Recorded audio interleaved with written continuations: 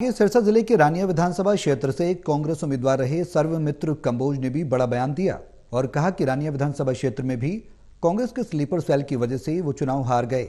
साथ ही उन्होंने आरोप लगाया कि कांग्रेस के रहते हुए दूसरी पार्टी के लिए मतदाताओं को पैसे बांटने का काम भी इन स्लीपर सेल की तरफ से किया गया है।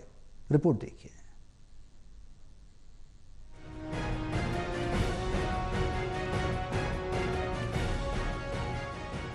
सिरसा जिले के रानिया विधानसभा क्षेत्र में कांग्रेस के उम्मीदवार रहे सर्वमित्र कंबोज ने बड़ा बयान दिया है। उन्होंने ये कहा है कि रानिया विधानसभा क्षेत्र में भी कांग्रेस के स्लीपर सेल्स की वजह से वो चुनाव हार गए। साथ ही ये आरोप लगाया कि कांग्रेस में रहते हुए भी दूसरी पार्टी के लिए मतदाताओं को पैसे बांटने का काम इन स्लीपर सेल्स की तरफ से किया गया है। उन्होंने ये कहा कि पार्टी में जो भी स्लीपर सेल हैं, उनके खिलाफ सख्त कार्रवाई होनी चाहिए और उन्हें पार्टी से बाहर का रास्ता दिखाना चाहिए। गौरतलब है कि सर्वमित्र कंबोज रानिया विधानसभा सीट से कांग्रेस के प्रत्याशी रहे हैं, जो इनेलो कैंडिडेट अर्जुन चौटाला से 4000 मतों से हार गए थे। रानिया हल्के 9 बूथ की रिकाउंटिंग और वेरिफिकेशन को लेकर माननीय सुप्रीम कोर्ट में दायर की गई याचिका पर बात करते हुए सर्वमित्र कंबोज ने कहा कि माननीय सुप्रीम कोर्ट की तरफ से चुनाव आयोग को ये हिदायत दी गई है कि इन बूथ की ईवीएम से डेटा डिलीट न की जाए।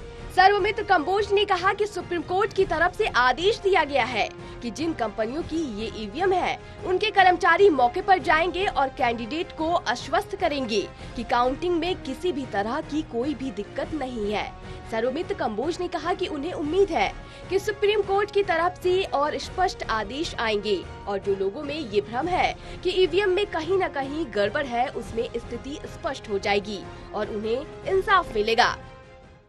पूरे भारत में मेरी पिटीशन पे बहुत बड़ा यानी माननीय सुप्रीम कोर्ट ने संज्ञान लिया।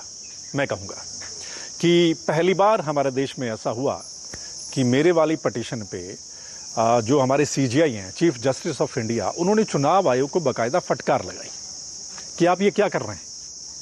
आपने देखा होगा मैंने चेकिंग एंड वेरिफिकेशन करवाया था और पहली मशीन खुलते ही उन्होंने डाटा डिलीट कर दिया था।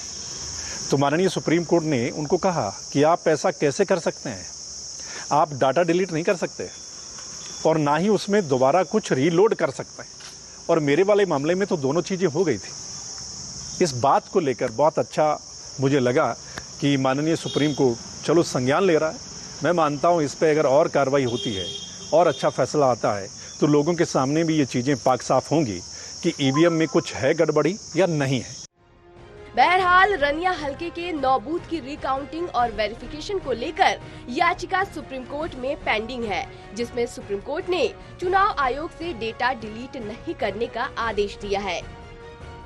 सिरसा से सतनाम सिंह की रिपोर्ट।